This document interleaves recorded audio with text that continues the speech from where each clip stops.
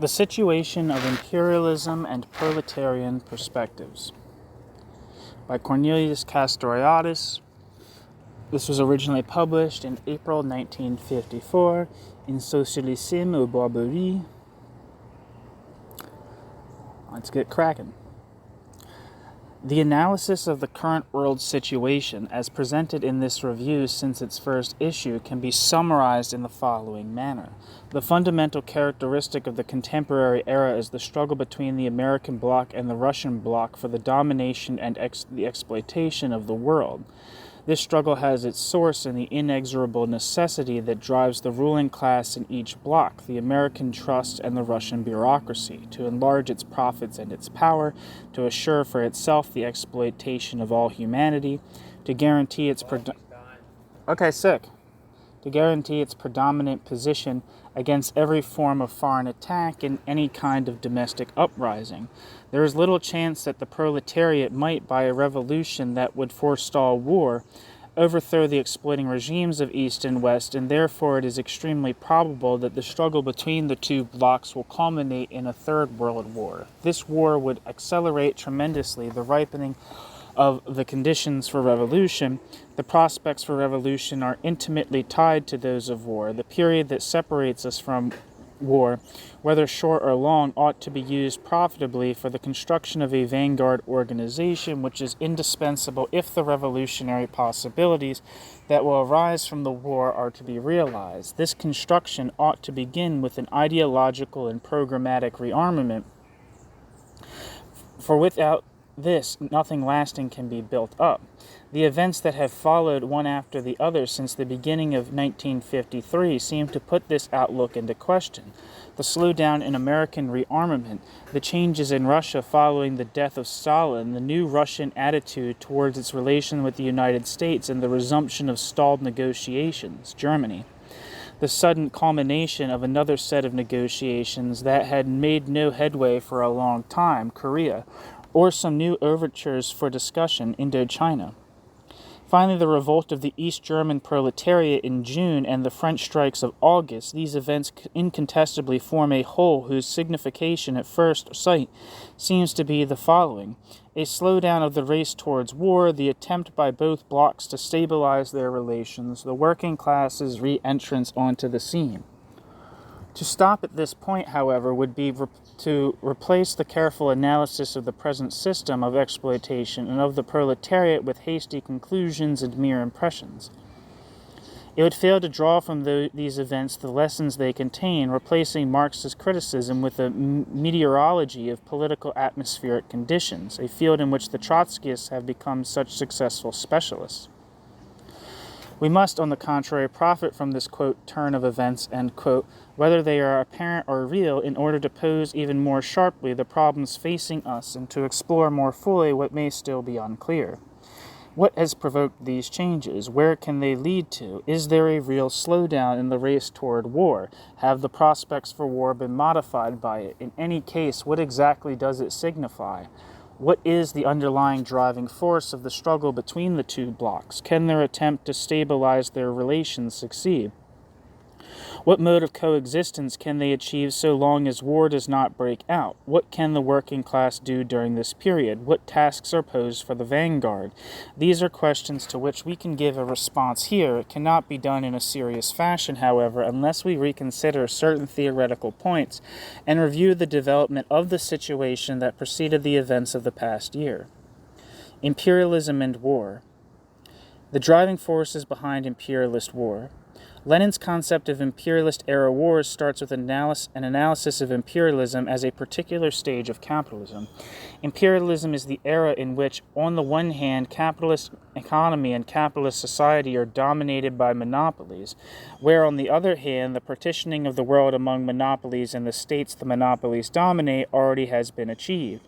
Monopolies no longer find any open spaces for expansion, no new countries to expand into, as was possible throughout the 19th century. Their tendency to increase their profits and power can only lead them toward a violent struggle for a new partitioning of the world in which each hopes to enlarge the sphere under its direct exploitation.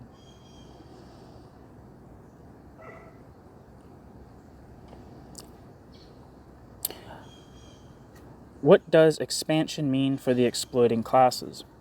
For the monopoly groups that dominate the opposing imperialist states, to enlarge their sphere of exploitation means to enlarge directly their profits and their power. To obtain raw materials cheaply or to export capital means to appropriate for themselves the colonial proletariat surplus value instead of leaving it for competitors. Colonial surplus value indeed has no special odor that as such attracts imperialists. And Lenin expressly says that the latter are interested just as much in annexing industrial territories.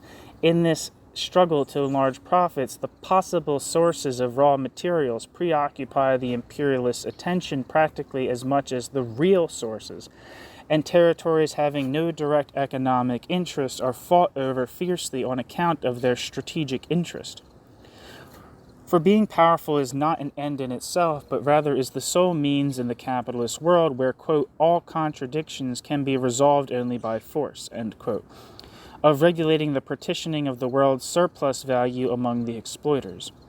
If we try to systematize the economic factors that explain the tendency of capitalist countries to dominate as extensive a zone as possible, we come up with the following three ideas. 1. Capital from the imperialist countries tends to bring under its exploitation the greatest possible amount of manpower, and in particular that of the backward countries where the rate of exploitation tends to be the highest. The utilization of this manpower can involve the exportation of capital from imperialist countries to the dominated country, but this is not indispensable. 2. In moving into primary product countries, whether agricultural or mining related, capital from the imperialist country appropriates for itself the ground rent related to these types of production, which otherwise would be paid to other strata or to other countries. 3. By extending the zone under its political and economic control, capital from the imperialist country enlarges the market it is, quote, protecting, end quote, and reserving for itself. In this way, it is able to exploit monopolistically the non-proletarian strata of the population. It is easy to see that these three ideas boil down to a single idea, namely the imperialist country's direct exploitation of as large a zone as possible. Imperialism does not necessarily imply a private form of capitalism. We can ask ourselves, are not these characteristics already those of capitalism in general? Why throw monopolies into the definition of imperialism? The answer is that these characteristics are not necessarily those of competitive capitalism, at least if the latter is defined rigorously. For in the case of competitive capitalism, the capital of each country finds itself competing with the entire world market, which does not differ in substance from its national market. If this hypothesis is taken in its full rigor, we see that there is no advantage in reserving a zone of exploitation of one's own, since, quote, market protection, end quote, does not exist in such a system, since capital can be invested in whatever countries have the highest profit rate, etc. True, such a form of competitive capitalism is a theoretical schema that still is less of a reality on the international level than on the national level. True, the factors mentioned earlier as determining imperialist expansion have operated in modern history for a long time before the domination of monopolies. It nevertheless remains the case that the ascendancy of monopolies gives to these factors the force of necessity, indissolubly links them to the deep structure of monopoly capitalism, and makes essential what was heretofore accidental. Territorial expansion has a meaning for competitive capitalism insofar as it deviates from its concept, for monopoly capitalism insofar as it realizes it. But if imperialist expansion is the necessary expression of an economy in which the process of capital concentration has arrived at the stage of monopoly domination, this is true a fortiori for an economy in which this process of concentration has arrived at its natural limit, dominated, quote, by a single capitalist or group of capitalists, end quote, Marx. In other words, the imperialist expansion is even more necessary for a totally concentrated economy, for a bureaucratic capitalist economy. For the exploiting class of such an economic system, the tendency toward the direct exploitation of as extended a sphere as possible appears with the same degree of necessity as is the case with monopolies, and it boils down to the same three elements we analyzed, that they are realized through different modes. For example, capital exploitation plays a much more restricted role and acts in a different way than is the case with monopoly domination. Is the result of the differences separating bureaucratic capitalism from monopoly capitalism, but at bottom this changes nothing.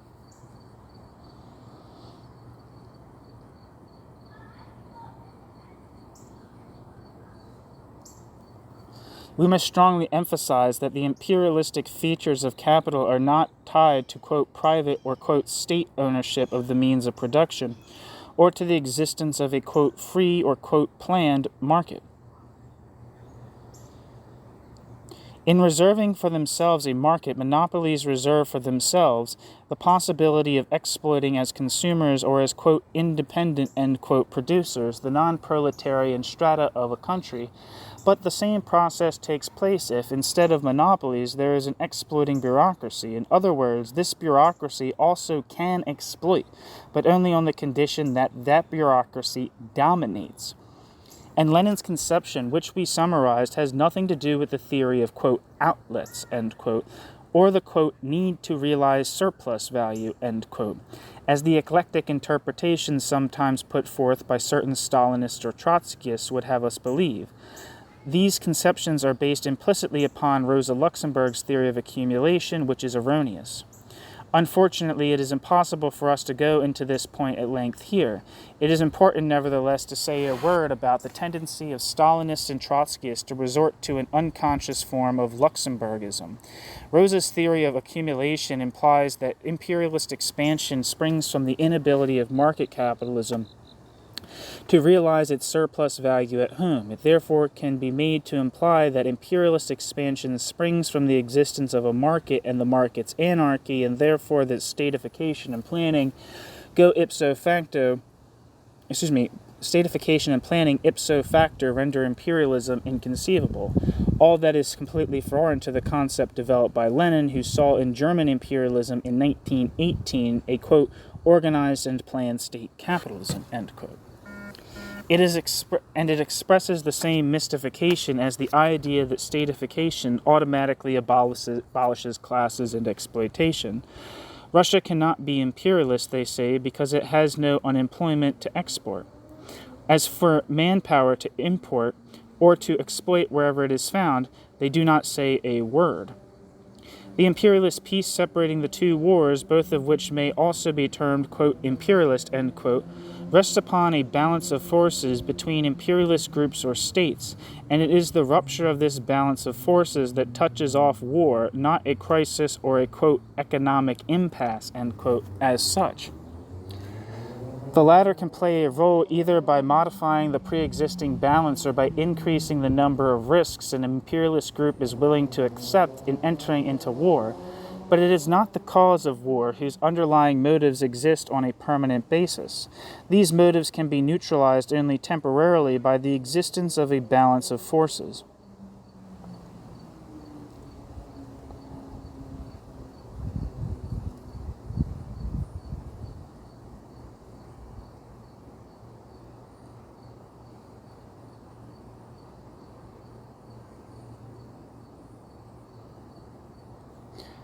Why is it necessary to enlarge profits and impossible to come to a permanent entente?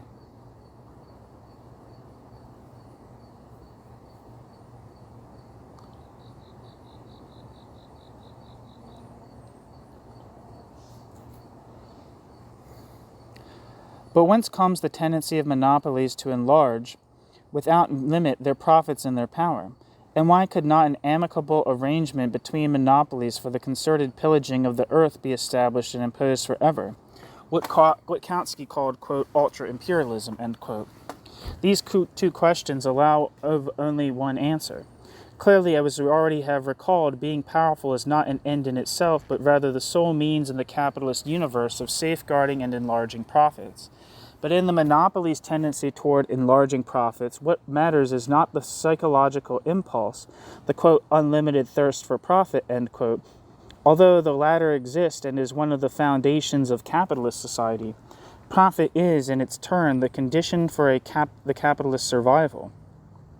Statically, what the capitalist makes is capital, but dynamically, capital is only accumulated profit, and it is the expansion of his capital, the accumulation of profit, that alone can perpetuate the capitalist's existence.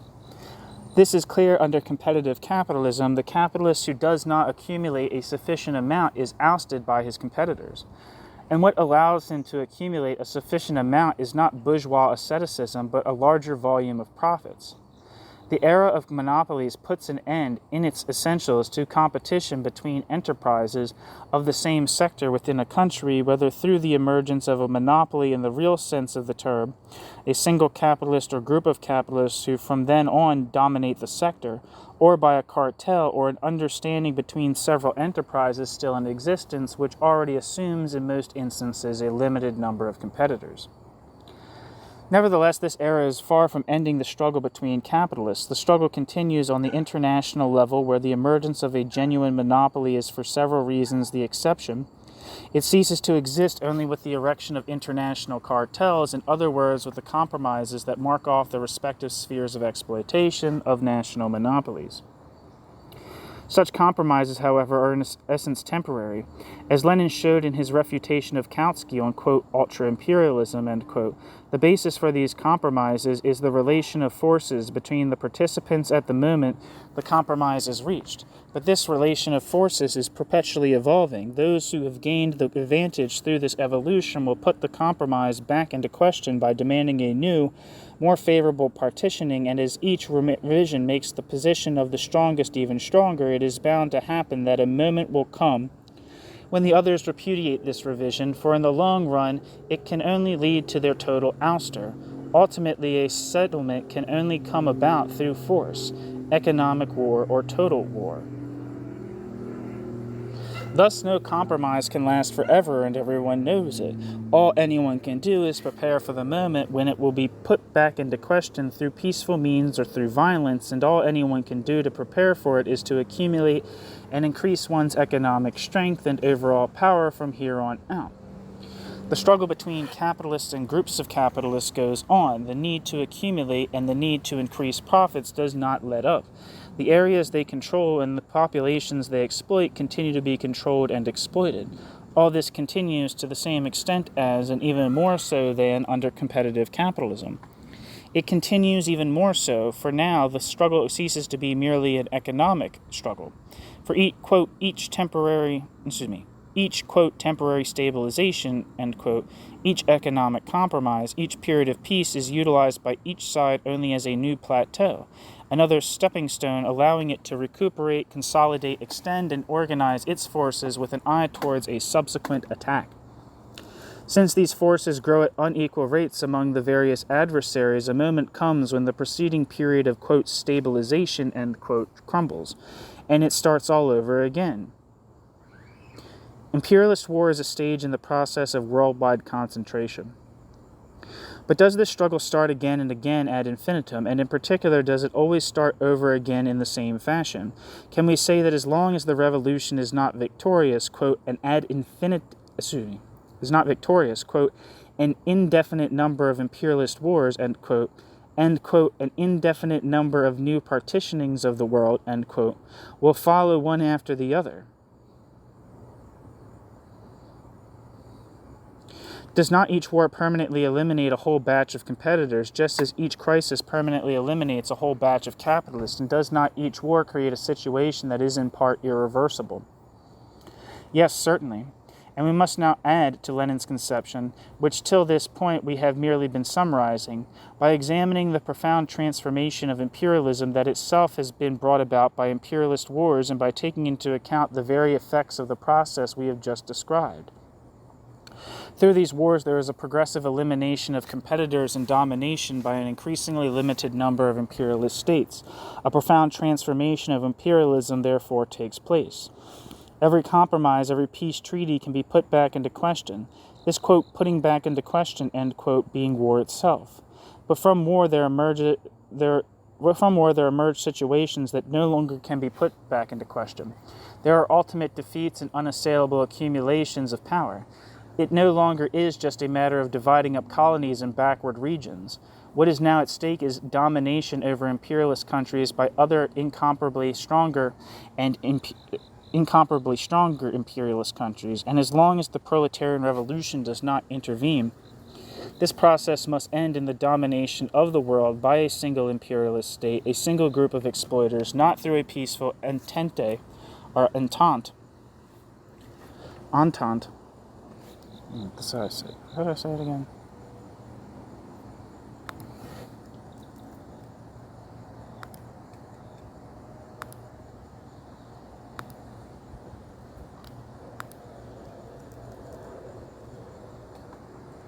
Entente, right?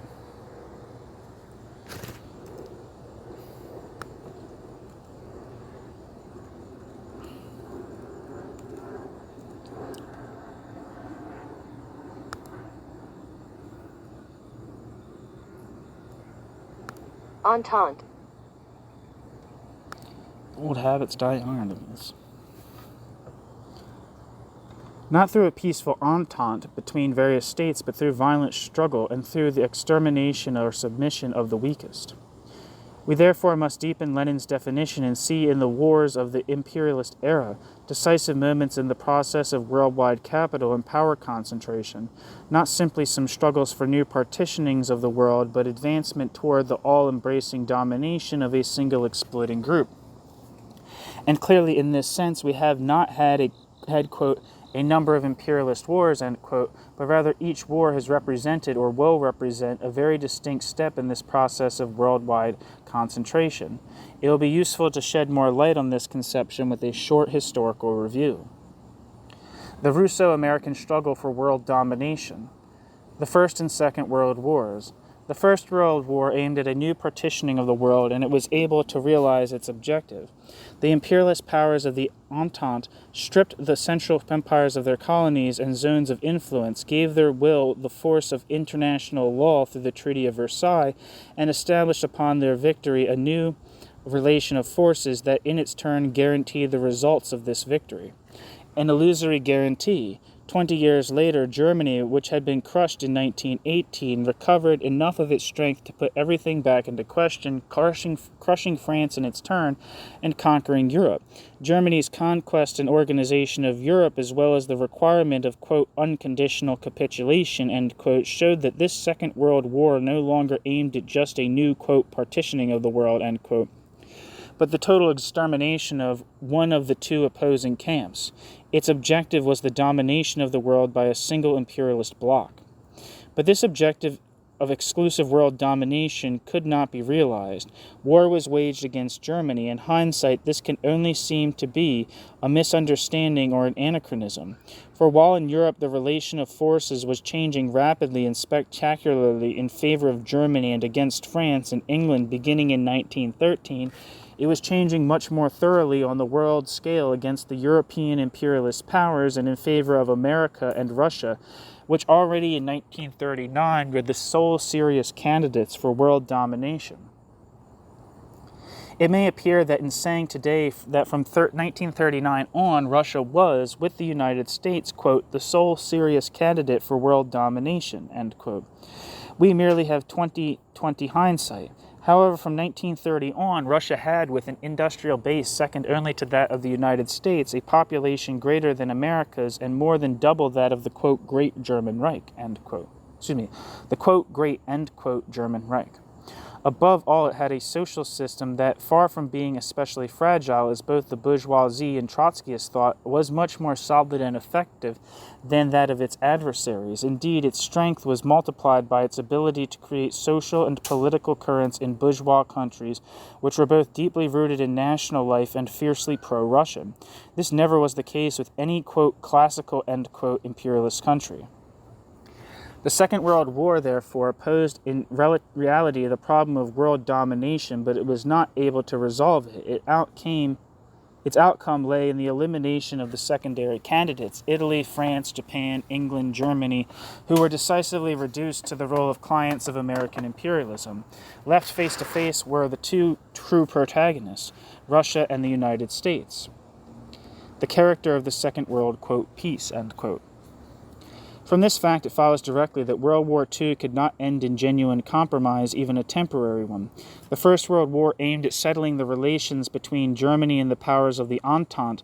With Germany vanquished, the English and French could dictate the, quote, compromise, end quote, the French and English wanted, not without considerable internal frictions, it is true.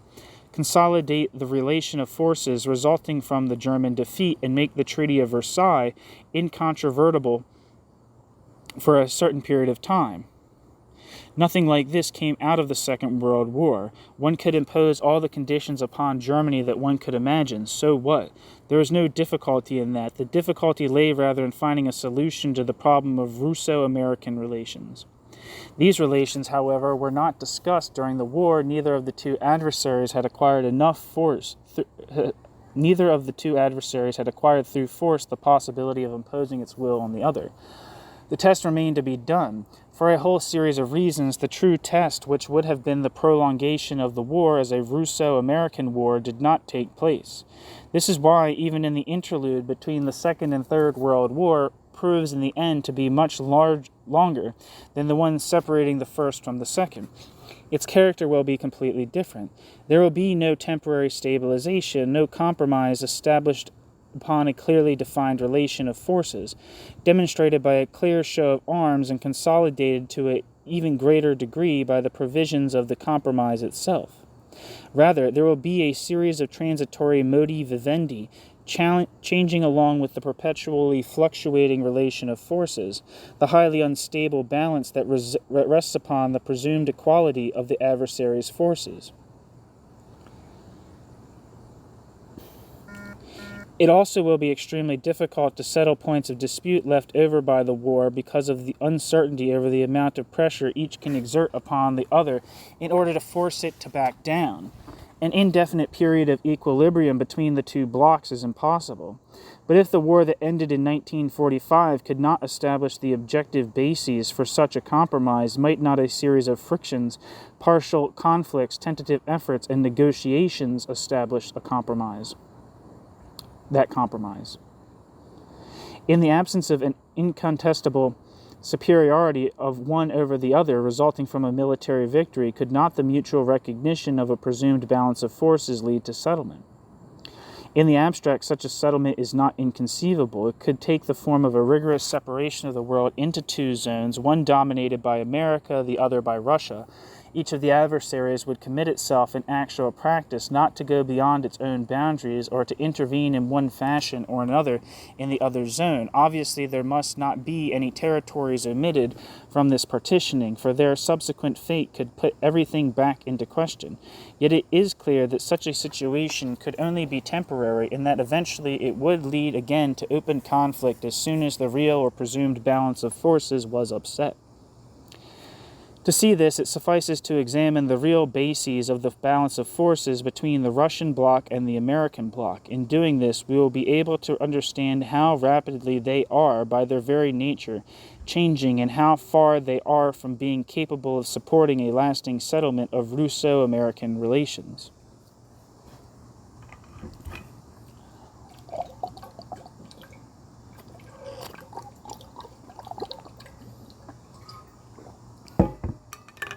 Factors involved in the Russo-American balance of forces. On the strictly economic plane, first of all, industrial production in the Russian bloc represents at the present time about a quarter of world production. The American bloc, therefore, should enjoy a position of overwhelming superiority on the order of 3 to 1. Two factors, however, tremendously limit the import of this statement, even if they do not cancel it out entirely. The Russian bureaucracy totally controls what happens in the Russian bureaucracy zone. American imperialism can do so only in part. American imperialism does not at the present time have English production at the American imperialism's disposal in the way Moscow can have Czechoslovakian production at Moscow's disposal. In short, the struggle is above all a struggle between the Russian bloc and the United States, not between the Russian bloc and the, quote, rest of the world, end quote. On the other hand, the Russian bureaucracy can gear, and certainly it does gear its production toward military production much more than Yankee imperialists can do at the present time. With production equal to half of American production, Russia can be stronger if it devotes to armaments a percentage of its production twice as high as the percentage the United States devotes to its weaponry.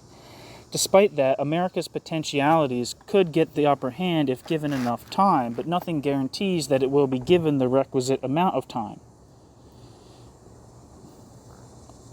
Till now, the United States' economic superiority has not appeared as an unchallengeable superiority of attack power. The United States' economic superiority appears all the same as technical advancement in the field of armaments, especially in the field of atomic weapons. In modern warfare, however, the true relation of forces goes beyond the economic and technical level and includes political and social factors that till now undoubtedly have operated in favor of the Russian bureaucracy. The latter has the opportunity to utilize large sections of the proletariat of Western countries in its war efforts and to profit from social crises in the homelands of its adversaries, whereas it's impossible for these adversaries to intervene actively in the Russian bureaucracy's own domestic crises.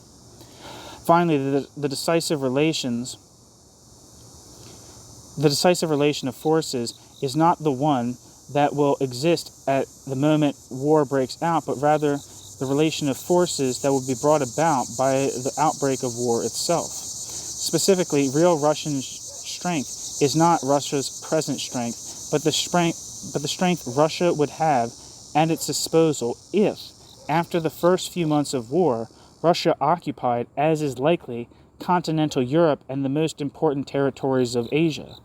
The 800 million people of the Eastern Bloc could then become 1,600 million.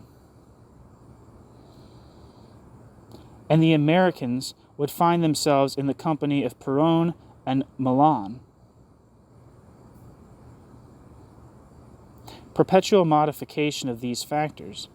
We have here a static image of the most important factors whose resultant currently determines the relation of forces between the two blocks and its presumed balance. We can see right away, however, that by their very nature these factors are in a perpetual state of change and that the resulting balance can only be extremely fragile. Thus one may ask, what is more solidly established than the superiority of American industrial strength over Russian industrial strength?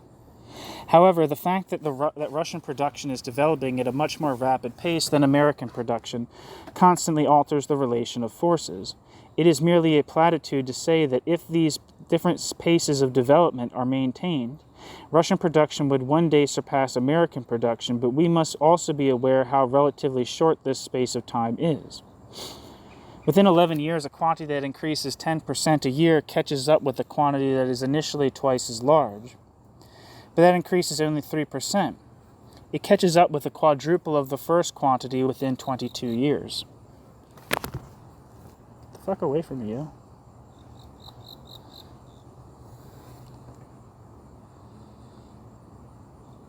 Likewise, America's technical prowess today is unquestionably superior to Russia's level, but the Russian level may grow more rapidly.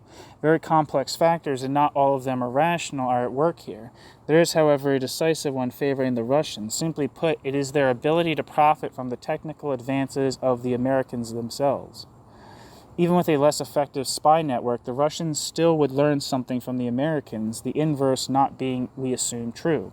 In addition, military techniques are indissolubly linked with overall production techniques. As long as the whole of American production is not hidden under the fedora of the FBI, the Russians will profit directly from the majority of American technical improvements and indirectly from almost all of them. Indeed, we hardly need recall how the Russians' discovery or copying first of the atomic bomb and then of the hydrogen bomb has demonstrated either the absurdity of the idea of their permanent and congenital technical inferiority or else the futility of American counter-espionage efforts, and probably both at the same time. Within this framework, the immutable givens of geography lose the meaning they once had. The advantages Russia reaped from its central position facing the majority of this hemisphere now can be seriously challenged by developments in aviation and atomic weaponry. Conversely, these weapons have already destroyed the isolation of the United States. It is impossible for Moscow and Washington to have total control over their power base, the proletariat. Even more challenging and fluid than these advancements in technique are the political and social relations within each of the blocs, which themselves are a determining factor in the relation of forces. One of the United States' fundamental weaknesses is its inability to bring about and even to conceive of a rational organization of its own bloc. But whatever this organization, or rather disorganization, may be, it is constantly evolving. Frictions with England and France, the stalemate over the creation of the European Defense Community, (EDC), Iran, Egypt, etc. Conversely, one might think that the Kremlin bureaucracy's domination over the Kremlin zone was indisputable. In reality, for their being so bottled up, the contradictions are all the more violent, as the Yugoslavian case and the Berlin Revolt have demonstrated in different ways. One of the Russian bureaucracy's principal assets, the strength of Stalinist parties in certain Western Bloc countries, is far from being given once and for all. This power is attacked frontally by the bourgeoisie and undermined by the proletariat's mistrust or by its increasing demystification. Certainly, this is the most powerful and, in the last analysis, the most important factor in the whole situation. All things considered, neither American imperialism nor the Russian bureaucracy has absolute control over its own domain. Neither American imperialism nor Russian bureaucracy constitute a system of exploitation capable of achieving rational social relations. For it is precisely such relations that would imply the abolition of exploitation. The dominant class in each bloc has to lead the struggle against its external enemy. The dominant class in each bloc also and above all has to lead the struggle on its own domestic front in order to be able to assure for that dominant class's self its domination over its own society. For at every instant this domination is being put back into question, either implicitly or explicitly. Moscow or Washington's sole force is the Russian or American proletariat. But this force does not in reality belong to them. They have to usurp it. They can succeed in appropriating it for themselves only through a combination of cunning and violence, deceit and oppression, corruption and exploitation.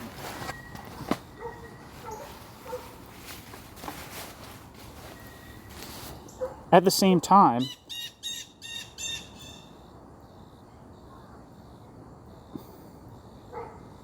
they appropriate this force. At the same time that they appropriate this force, it becomes even more profoundly alienated from them. As they extort still more surplus value from the workers, they line them up even more profoundly against the system that exploits them, and each time they beat down a revolt, they set forth, without knowing it, a premise for the revolution. The situation of the ruling class in the American bloc as well as in the Russian bloc can only be understood in the light of this permanent double struggle, against the foreign enemy and against the domestic enemy. And each of these struggles acquires its full significance and its acuity only because the other struggle exists at the same time. The ruling class capable of resolving that ruling class's domestic problems and really dominating its society would be able, at that moment, to wipe out that ruling class's foreign adversary almost without difficulty. Conversely, the bloc capable of exterminating its foreign adversary would be able to face its domestic contradictions in a totally different manner. At that moment, these contradictions would lose their virulence, and it could simply let these contradictions go on rotting indefinitely. But obviously the ruling class cannot achieve this first solution, resolving the internal contradictions of its society, for that would signify it has been abolished as a dominant class. Only a society without exploitation and without oppression can be organized on a rational basis. There remains for it only the second path, trying to suppress the external enemy. Here we have, in the last analysis, the underlying motive force behind the struggle between the two blocs, and the most important factor in this struggle, of all the factors making their relation of forces unstable. This one is the most independent, and as far as the exploiters are concerned, its reactions are the least susceptible to prediction.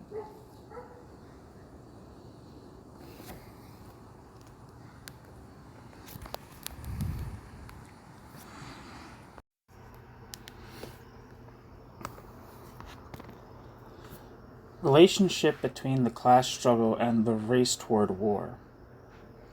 But cannot the class struggle within each bloc slow down the race toward war by obliging the imperialist powers to take into account the reactions of the exploited?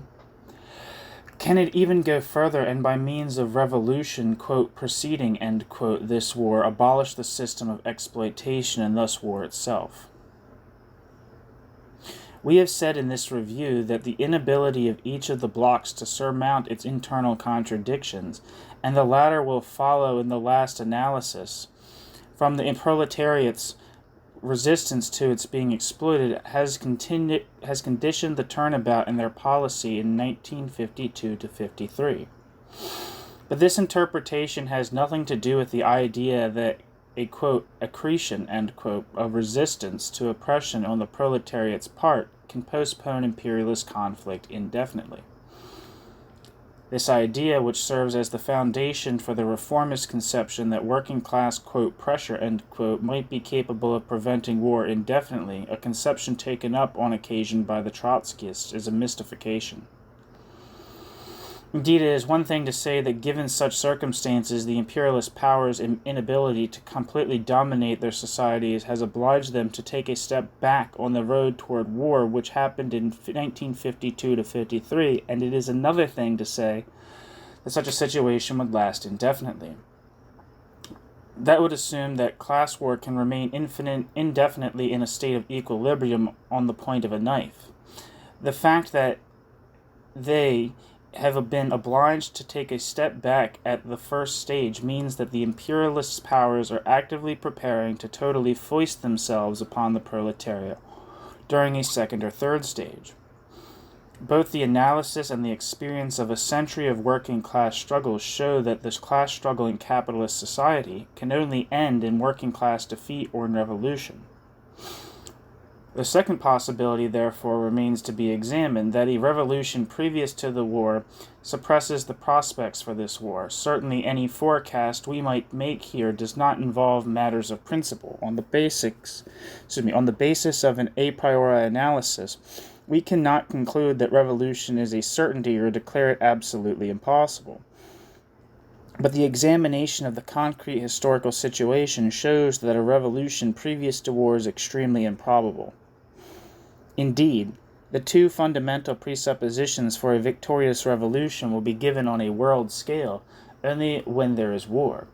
These are the ideological maturation of the proletariat and the crisis in the exploiter's apparatus of domination and repression. The situation with respect to these two factors is inversely symmetrical in the two halves of the world. In the West, the exploiter's apparatus of domination would not present an insurmountable obstacle to the proletariat taking action, but it is paralyzed by ideological factors, as a matter of fact by the existence and influence of a working-class bureaucracy. In the East, the exploitative nature of the bureaucracy offers no mystery for the population of that area, but its totalitarian dictatorship makes it practically impossible for them to organize and act. War will bring about some radical changes, as well as the following situation. In the West, demystification of the role of the bureaucracy. In the East, the knocking over of the apparatus of domination and repression. And this under conditions in which their respective populations are universally armed. The most important thing, however, is that war alone can bring about these conditions in a relatively synchronized manner on a world scale. And it is really the world scale that matters. Let us assume that the conditions for revolution have come together in a given country, which is neither impossible nor even improbable. Who does not see that one or the other of the two blocs, or both at the same time, would intervene immediately in order to crush this revolution? In other words, that civil war would be transformed rapidly into an imperialist war.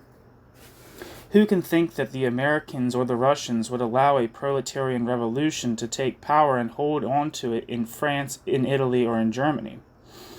Such a revolution would trigger an immediate and probable simultaneous intervention. This intervention could be held in check only if the revolution spread to other countries, and principally to Russia and to the United States.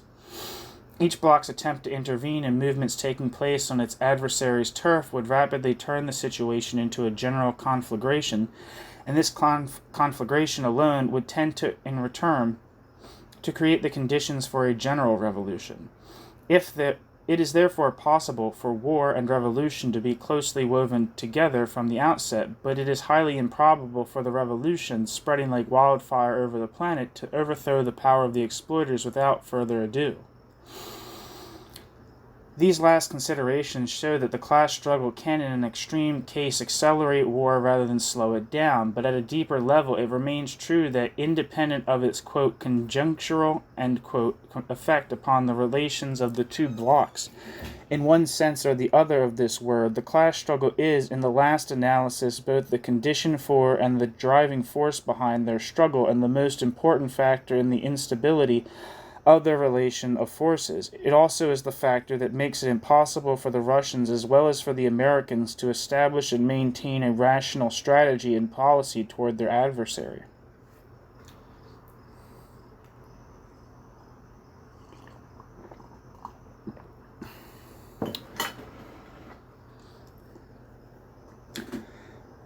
It is impossible for the exploiting class to have a rational strategy.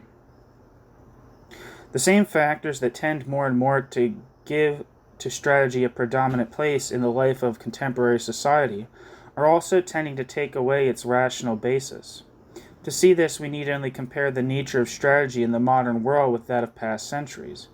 Back then, strategy was the art of the most effective utilization of exclusively military forces available over a critical and limited period of time, the time of war itself.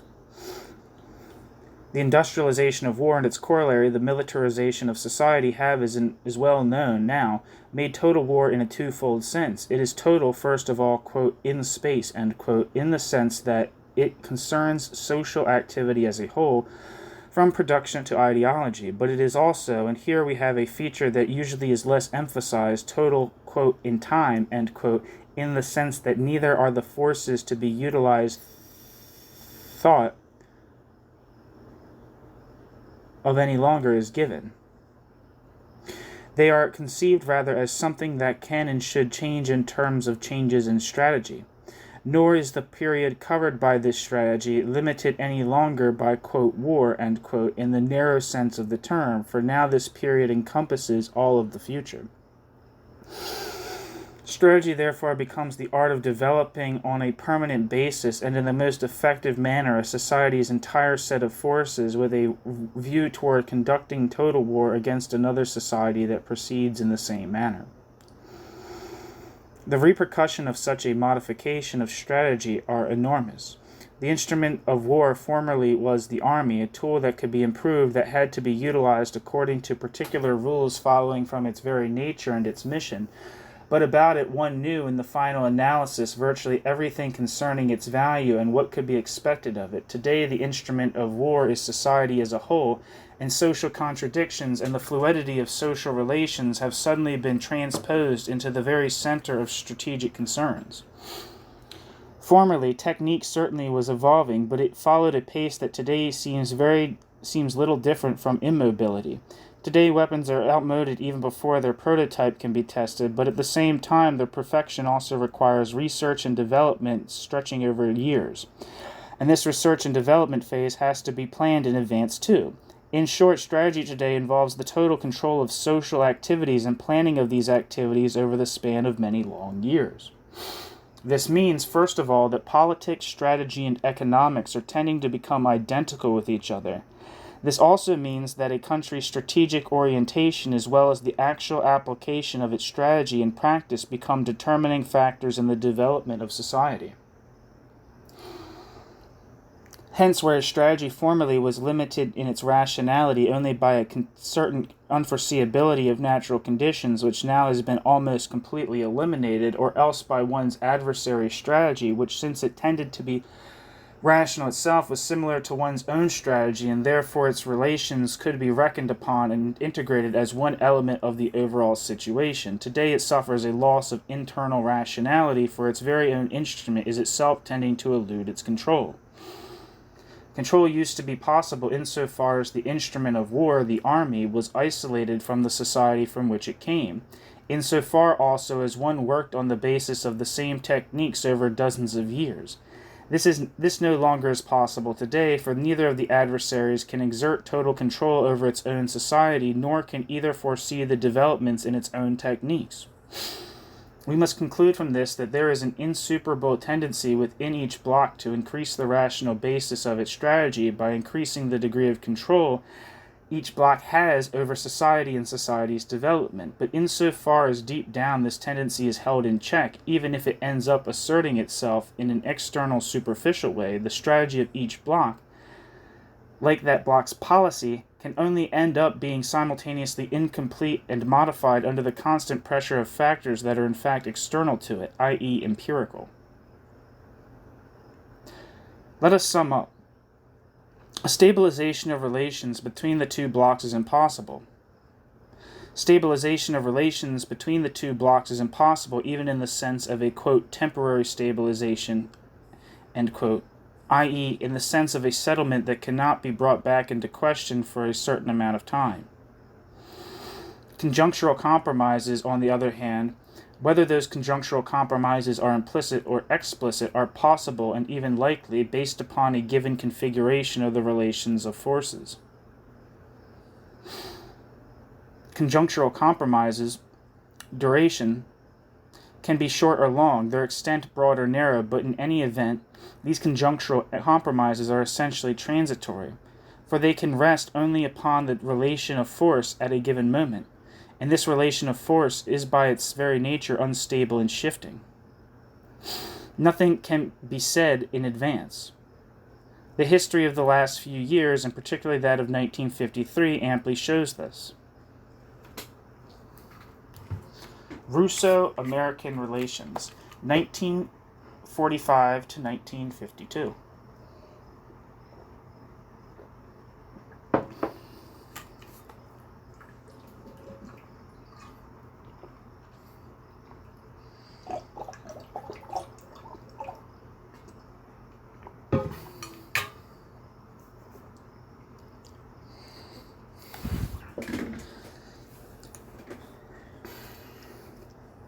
The period from 1945 to 1948 was the period of final crystallization of the two blocs and their geographic delimitation.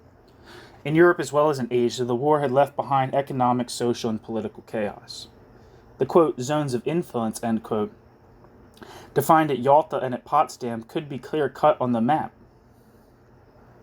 but they could define the limits of the army's advances. The, quote, zones of influence defined at Yalta and Potsdam could be clear-cut on the map. They could define the limits of the army's advances, but from the social and political point of view, this influence had to be given a concrete content. And giving this influence concrete content could be done only through the instauration and consolidation of bureaucratic rule in the countries of the Eastern Zone of the traditional bourgeoisie in Western countries. This instauration, in its turn, could not take place automatically. Both the Russians as well as the Americans had to intervene in the political life of these countries, and the Russians and the Americans had to support the elements that were favorable to them and attack the others. Moreover, as each imperialist power's influence, which was uncertain at the outset of its own zone, began to penetrate into the opposing zone, as the Russians had the opportunity of using the Communist Party to influence French politics, and Americans were able to use bourgeois or reformist parties to influence Czech or Polish politics. The struggle between the two blocs during this period was bound to take on the aspect of a specifically social and political struggle, with each bloc trying to exterminate its adversaries' partisans in that bloc's own zone, and to push forward its own partisans in the other's zone.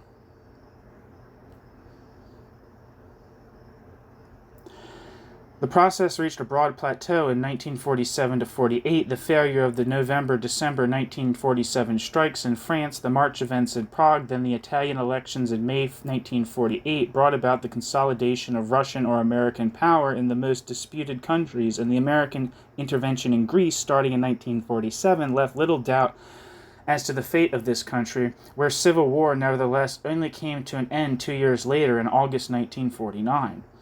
A certain sealing off of these two blocks was thus achieved. Indeed, this sealing off process presupposed above all the economic consolidation of each of the two regimes in each regime's own zone, and in return, the conclusion of this sealing off process was reinforced economic consolidation. This sealing off process, however, was quite relative. Indeed, it was relative in several ways. First of all, the Russian bureaucracy was still able to act within certain important capitalist countries, France and Italy, through the Russian bureaucracy's intermediary, the Stalinist parties. Inversely, the case of Yugoslavia has shown bureaucratic domination was not always without its own fissures. In the second place, this sealing off process corresponded in the cases of Germany or Korea to an artificial carving up of the countries in question and gave rise to frictions and repeated conflicts, the Berlin blockade. Finally, in the case of the countries like Indochina or China, armed conflict continued and seemed to be the only way of settling their fate. One might have thought of at this time that on the basis of this sealing off process, even if it was relative, a stabilization of relations between the two blocs could ensue and might endure. This is what superficially appeared to be happening from 1948 to 1950. Beginning in 1949, however, the basis for this state of equilibrium that, with some difficulty, seemed to have been established threatened to collapse, first of all because of the Stalinist conquest of China, and then because of the explosion of the Russian atomic bomb. These two events constitute a radical reduction in American strength, the first by adding 500 million people to the Russian bloc, and by showing that in case of war the United States risked losing all of continental Asia, the second by annihilating the atomic monopoly of the United States, which till that point had relied upon this monopoly to counterbalance Russia's superiority in, quote, classical, end quote, terms. The American response to the conquest of China was the so-called North Atlantic Treaty. Signed in April 1949, formally speaking, this treaty brought about nothing new. The North Atlantic Treaty consecrated American hegemony, which had been a fact since 1942, and defined a, quote, unattackable, end quote, zone whose boundaries had long been known. The North Atlantic Treaty could acquire concrete meaning only through the rearmament of the countries that were its signatories and through the definition of a coherent and rational strategy. If there was the least doubt about this at the start, it was dispelled with the explosion of the Russian atomic bomb in the summer of 1949. The latter event showed that the Russians would have to be confronted, if need be, on the actual plane of total war and not on the imaginary plane of a push-button war. The number of buttons continued to multiply, but henceforth they could be pushed on both sides of the Iron Curtain. This was one thing, however, to establish this fact and to draw from it the conclusion that total rearmament was necessary, and another thing to define in precise and concrete terms within the given conditions of the American, quote, coalition, end quote, a strategy that was at the same time both realizable and effective. This task was then, and remains, as we shall see, impossible for the American bloc to achieve. In any event, the, quote, classical, end quote, rearmament that was intended to compensate for the loss of America's atomic monopoly actually began in the spring of 1950. The contradictions and the internal weakness of the American bloc were brought to the fore in June 1950 when the North Koreans invaded South Korea. Once again, it was proved that while the Russians always could act through surrogates and utilize the potential of the regions they controlled, the Americans were only capable of equipping puppet regimes that gave way at the first tremor. At the same time, the Americans were obliged, lest the Americans suffer a complete moral collapse of their coalition, to intervene with their own forces and to fight a ground battle within the limits set by their adversary. The Americans were losing this battle for quite a period of time, and they were able to fight their way back only by engaging in an all-out classical war and by sending in their best available troops. By brutally pushing the Americans back to around the 38th parallel, the Chinese counter-intervention demonstrated that whatever American potentialities might be in a future war or on Kriegspiel boards, These potentialities could be measured quite accurately against their adversaries' potentialities in the only war that by definition mattered, war today on the field of battle set by one's adversary. It also demonstrated how limited are the number of possible ways the world can be divided up. Neither of the adversaries can accept a loss of ground, however small that loss of ground might be. In 1952, it quickly became clear that the Korean War was coming to an impasse. Each of the adversaries was ready to increase its efforts and bring in still more forces to avoid pulling back. The real dilemma was posed as follows: generalization of the war or a halt to the war. This was not some abstract dilemma, but rather a dilemma between two real tendencies, at least on the side of American imperialism. The MacArthur episode showed this. The policy MacArthur represented came from the recognition of the very obvious fact that on the military level there could be no solution to the Korean War if the Americans did not utilize all the means the Americans had at their disposal to attack the source of their adversary's strength. In other words, if to begin with they did not bomb Manchuria. That this would have set off a massive counter-response from the Chinese, leading to a generalization of the war, was almost certain, and it was on this point that MacArthur's narrow military logic turned into mere stupidity, given the concrete conditions of the time. Moreover, Truman's recall of MacArthur demonstrated at the same time that American imperialism still was not ready for a generalization of the war, and even that the Western rearmament effort was in the process of going through a profound crisis. Under the pressure of economic and social contradictions, this crisis in the American bloc has given rise since 1952 to a relative turnabout in the situation. This relative reversal was to revolve even further in 1953, when it was revealed that the Russian bloc was going through just as profound a crisis. Quote, appeasement, end quote.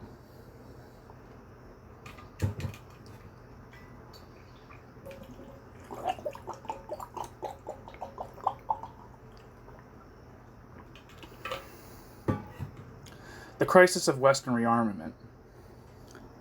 As soon as it became apparent that the war in Korea had reached a military impasse, opposition to this war rapidly began to grow in the United States. The absurdity of a situation in which conscripts were being killed for no reason and with no result became glaringly apparent to the popular masses, and the absurdity of taking on a growing burden of seemingly useless military expenditures also was becoming apparent to the masses, as well as to the American petty bourgeoisie and even to large sectors of the bourgeoisie. It is well known that this change in public opinion played a determining role in the Republican victory of November 1952. This factor takes on its full weight when we examine the internal inconsistency of rearmament policy as it has been conceived and applied since 1950 to 51. What was it aiming at? Was it to make the real preparations for war, even in the American journalist's civilized sense of a showdown, to show your cards so that the West, armed to the teeth, could finally say to the Russians, quote, commit suicide or be killed, end quote? Obviously, such a line would imply rearmament on a completely different scale, involving a total mobilization of the economy and the population for war. Beyond the political impossibility of putting such a policy in force, it obviously would be a direct invitation for the Russians to attack right away before those preparations had gone too far. The only objective the Western general staffs at the present time say they are seriously considering is a certain kind of, quote, defense security, end quote. And this by itself points to all the Western bloc's contradictions as well as to its impotence, for on the plane of total war, an effective defense cannot be developed without the means for an effective offense. And if the latter cannot be provided, the former no longer can be realized. On the plane of limited wars, like that of Korea, being, quote, on the defensive, end quote, places the Americans in a position of permanent inferiority, since the American's adversary always is being left the choice of the time, the place, the terrain, and the extent of the conflict. This second point is obvious, but we must consider the first one more closely.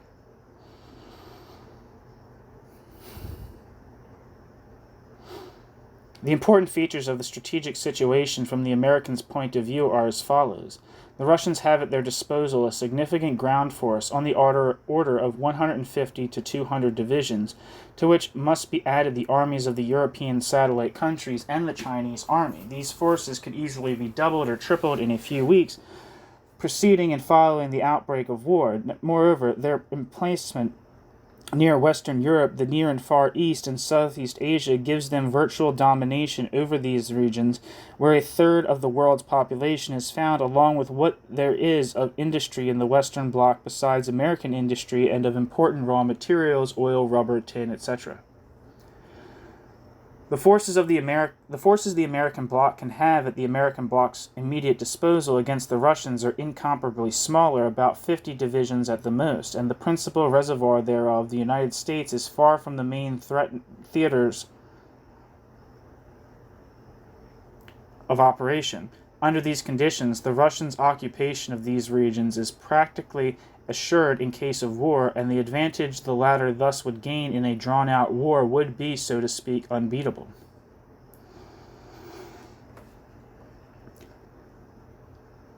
America's atomic policy could balance out the situation, since if the United States could deliver a blow of atomic destruction on Russian territory, the essential force of the Eastern Bloc would collapse on their foundations, long before the resources of the occupied continents could be put to use. In a brief atomic war, the advantages to the Russians of possessing the world's most important regions would disappear. But when the Russians themselves also got their own atomic bomb, the two adversaries were placed in virtually the same situation. A certain American superiority might persist from the standpoint of the quantity and quality of their bombs, as well as from the standpoint of delivery, meaning, of course, delivery on the heads of the Russians. Nothing prevents the United States from now on being threatened with receiving a few blows too, instead of just dealing them out. War becomes long again. The immediate stakes, Europe and Asia, regain all of their importance, so does their defense. This is what has led to Western rearmament since the beginning of 1950. What could be the goal of this rearmament effort? It was out of the question to create an equality of forces capable of preventing the Russians from immediately occupying vulnerable regions. The figures put forth at the time by the Western General Staffs as their goal, creation of some 30 divisions in Europe, indicated that it was a question of outfitting a mere protective force intended to buy enough time for a partial mobilization of the European countries and of the United States. This objective clearly was inadequate. Faced with the Russian army, these, quote, protective, end quote, forces protected nothing at all and seemed merely to promise a new Dunkirk.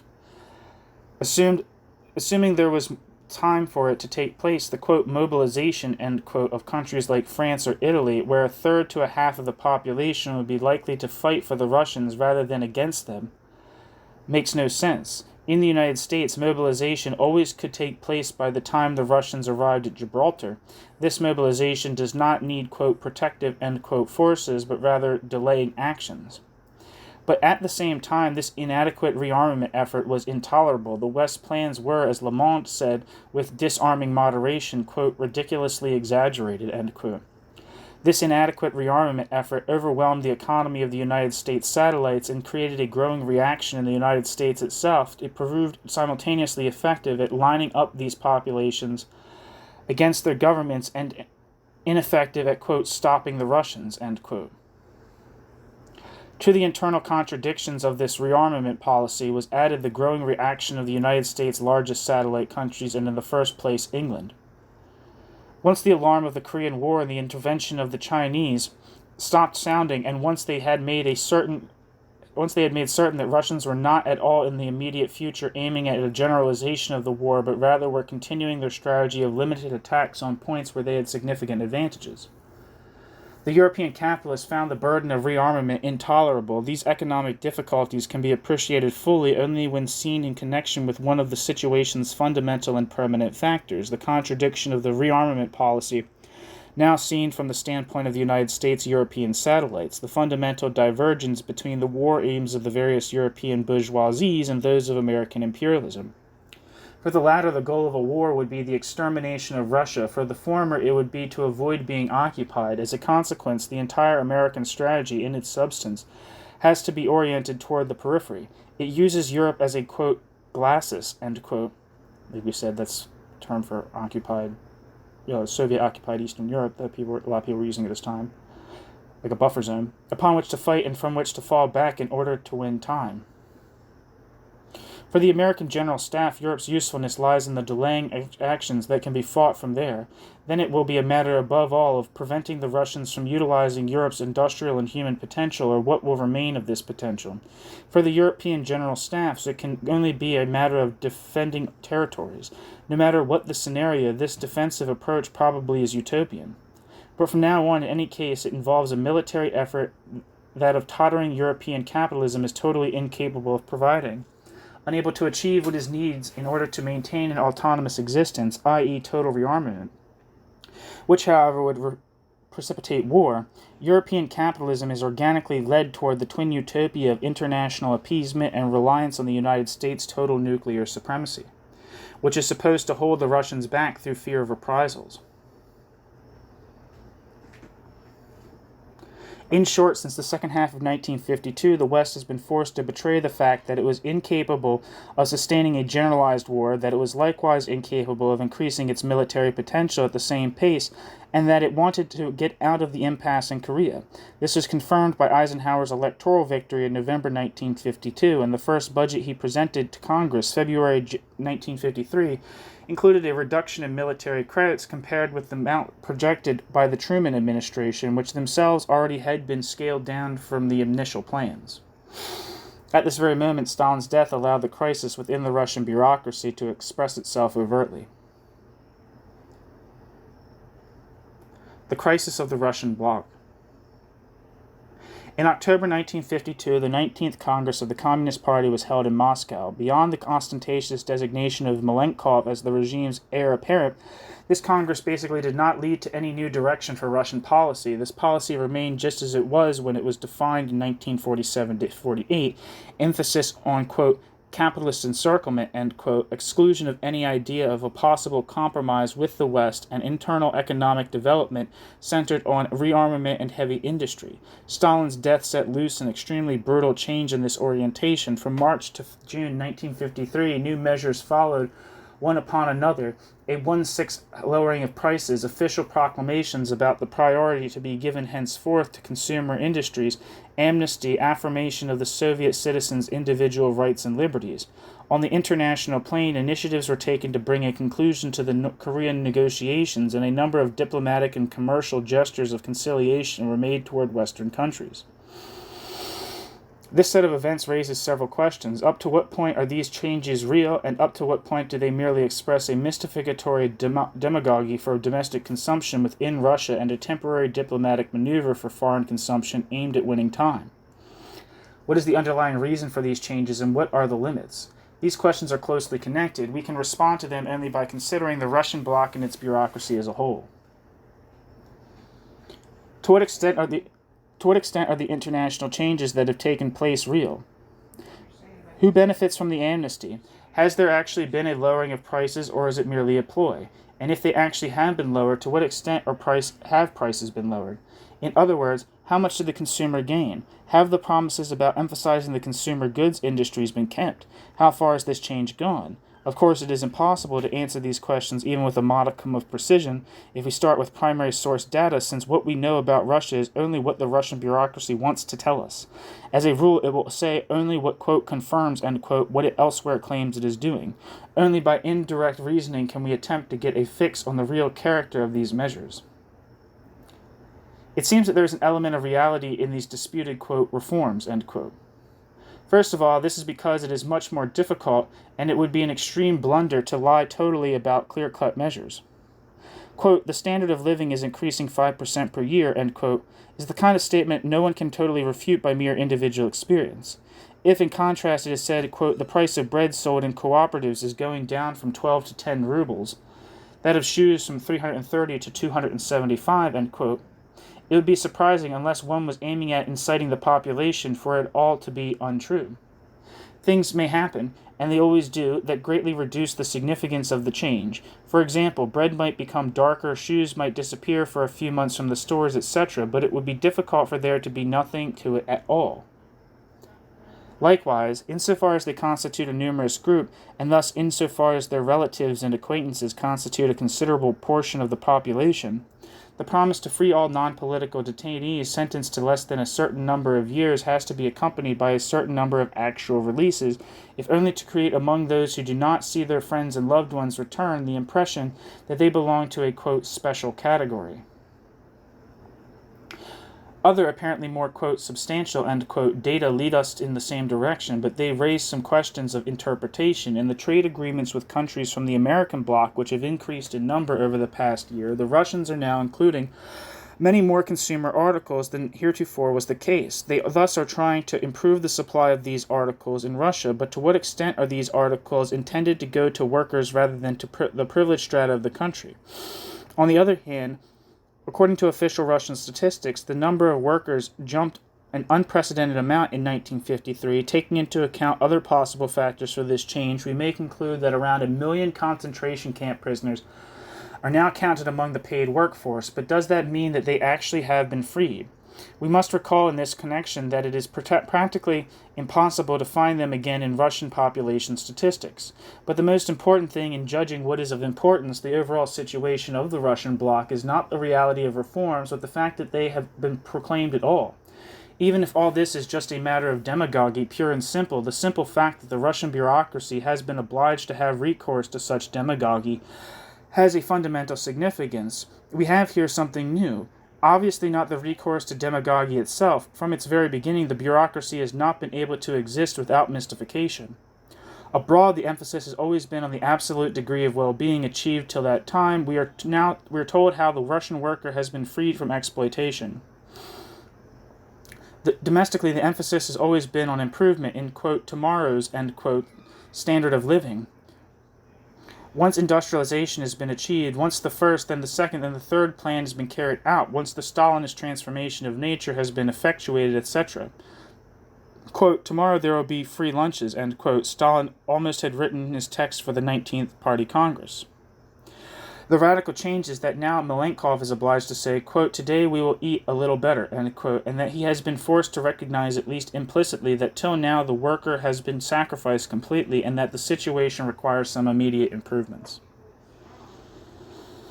Even if the change is only apparent, then, to a certain degree it is real. Even if the bureaucracy does not grant all that it promises, it is obliged to say that it will grant something right away, and this by itself points to the origin of the factors that have determined this turnabout. The first and most fundamental factor undoubtedly is the growing reaction among the working population against the overexploitation and oppression to which the working population has been subjected.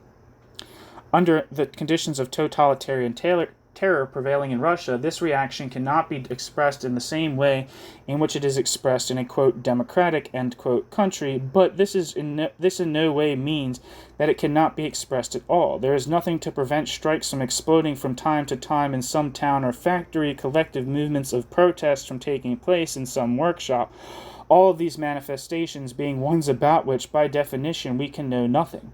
On the other hand, there are not only overt and explicit manifestations of the class struggle that the bureaucracy is obliged to take into account. It is even more affected by the daily muted struggle within production itself, non-cooperation, workers' resistance to production as it becomes materialized in such phenomena as absenteeism, shoddy workmanship, damaged machinery, a reduction of work effort to the very minimum, etc. The bureaucracy reacts at once to all this by employing classical capitalist methods, increased mechanization of production, piecework, or other forms of output-based wages and fines, but also by means it has created, which are its original contribution to the history of labor exploitation, e.g. Stakhanovism, proliferation of supervisory positions, quote, criminal, end quote, penalties inflicted upon recalcitrant workers, quote, economic crimes, end quote. That none of these counter-responses is permanently effective is quite obvious, for the workers' allegiance to the production process will be won only on the day exploitation is abolished. It therefore is extremely likely that in the face of a growing crisis in labor productivity, in the face of the workers' ever firmer refusal to cooperate in the production process, the bureaucracy has been led to make concessions, to concede a certain improvement in living standards, and to throw in the towel on, quote, economic crimes, end quote, the amnesty. To this reason, we may add two others. First, there is the reaction of the lower and middle strata of the bureaucracy itself against the regime's excesses of terror.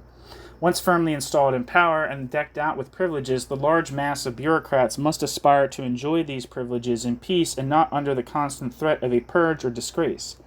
The bureaucracy as a whole, without doubt, exerts constant pressure against those who hold power at the summits so as to normalize political and legal relations within the bureaucracy and to guarantee to each loyal and moderately qualified bureaucrat the enjoyment of his position and a normal career.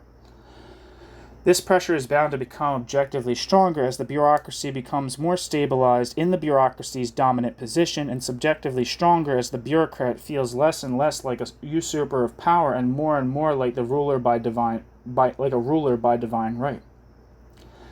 The arbitrariness of the 1935-40 purges could be accepted by the bureaucrats to the extent that the bureaucrats themselves had arrived in their place by a similar arbitrariness, and very often, as it happens, by the occurrence of a previous purge. But more and more the bureaucracy is made up of people who are where they are by virtue of normal developments or because their fathers were bureaucrats already. These bureaucrats very probably think it is the Politburo that owes its existence to them, and not the bureaucrats who owe their existence to the Politburo. And the bureaucrats' reaction against the total arbitrariness of the supreme authorities gradually has to assert itself.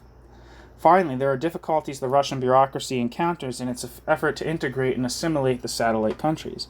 These difficulties are themselves of three different orders. In the first place, there are the temporary difficulties inherent in the process of converting countries of a classical capitalist or backward structure to a bureaucratic structure.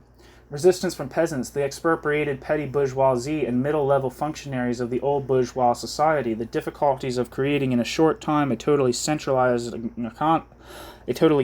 economy from the top down in countries that are, generally speaking, the most backward.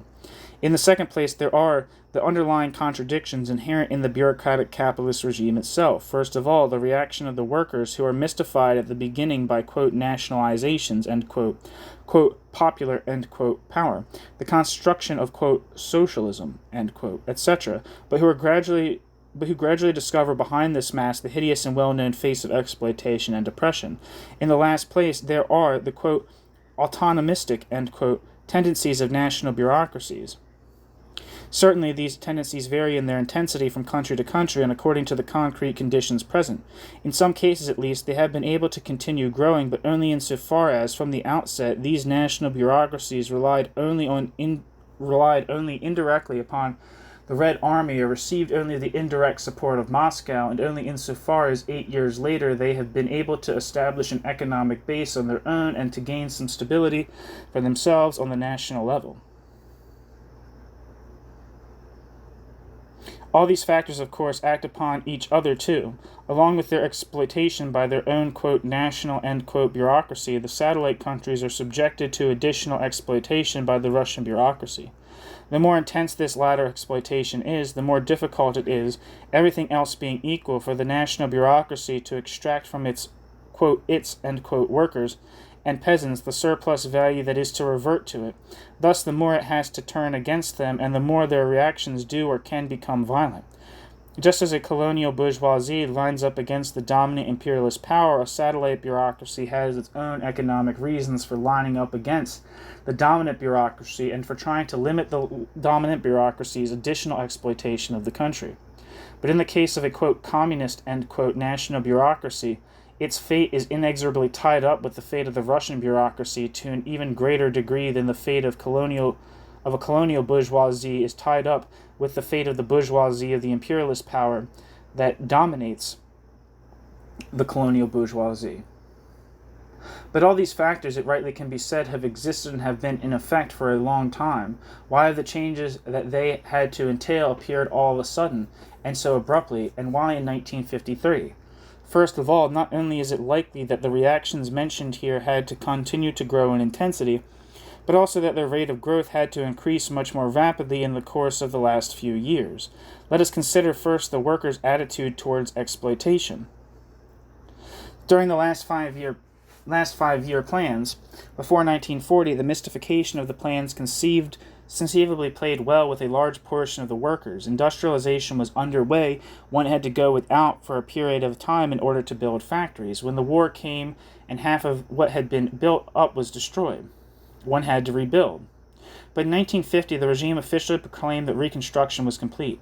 It would be silly to attach any special importance to this date and to the proclamation, but for the last few years it certainly must have been impossible to continue mystifying the population with the same old arguments.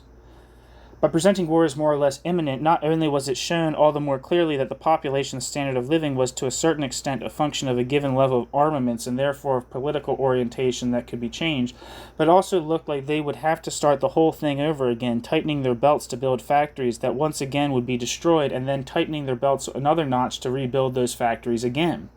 The, quote, joyful tomorrows, end quote, kept getting put off, without any material necessity now being able to justify their postponement.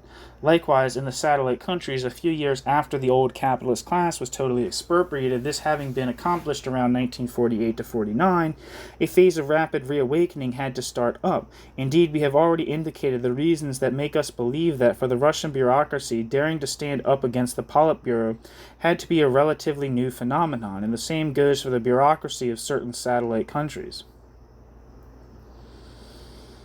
Another factor whose impact also increases with time gradually changes the meaning of working class reactions and the importance the regime is obliged to attribute to them. This factor involves the advances production itself is undergoing, in particular the phenomenon of industrialization and modernization. To use a crude but clear example, one can get a canal dug by brandishing a whip but cannot get electronic calculators built in the same way. The increasing mechanization of production in no way signifies the total elimination of the human element, and there is a point at which the kind of collaboration in the production process that can be assured by material or economic coercion in its harshest form no longer suffices, for the nature of the products and of the production methods has changed.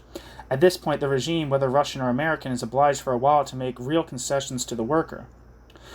The consideration holds equally well for the mass of the bureaucracy. The bureaucracy ensures the coordination of production, but only terror ensures the coordination of the bureaucracy. The resulting wastefulness is immense, limiting bureaucratic waste while also maintaining the bureaucracy as the managing authority of the production process cannot be achieved without restoring to the bureaucrats a minimum of freedom and security.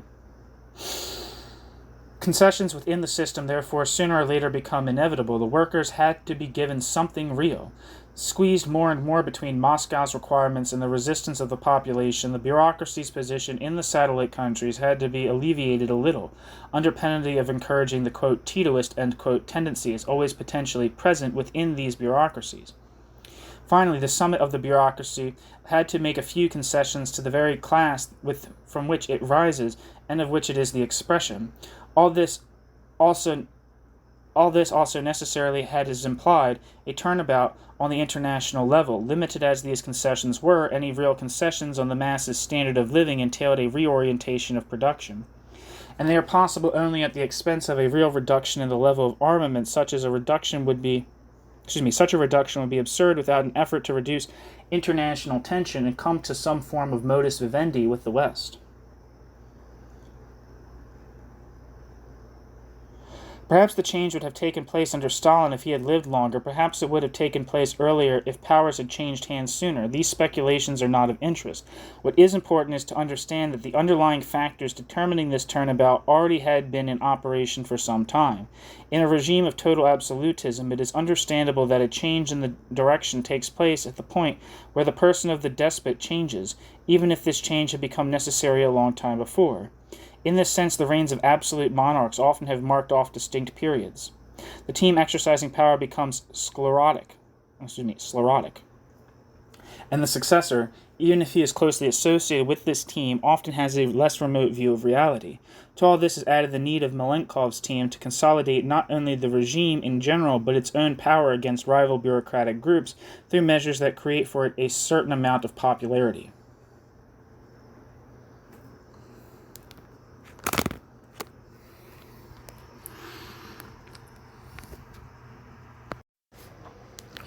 Perspectives. Possibilities for a Russo-American compromise.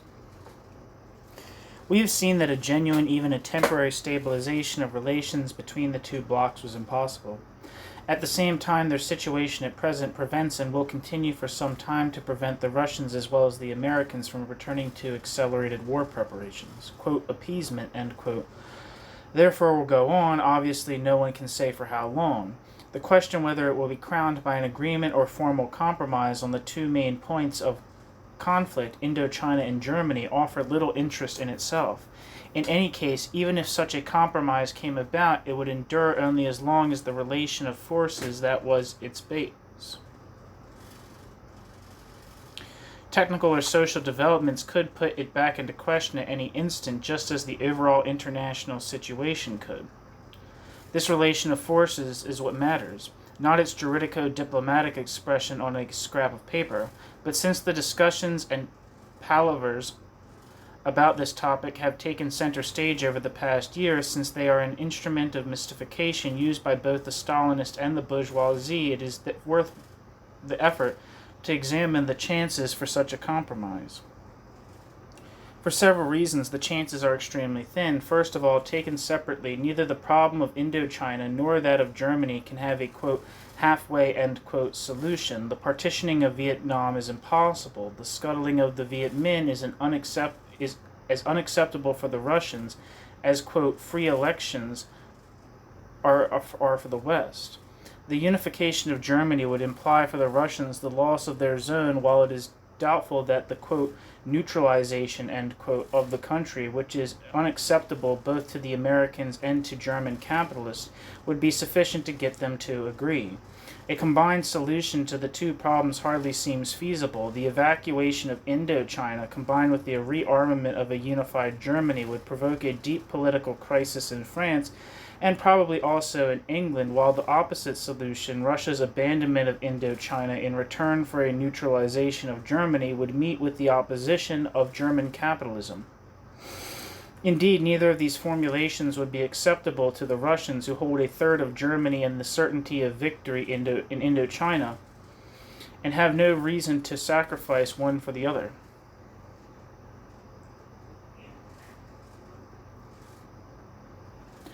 The incessant modification of the situation, not after the conclusion of an agreement, but before it is concluded and during the negotiations themselves, is another important factor.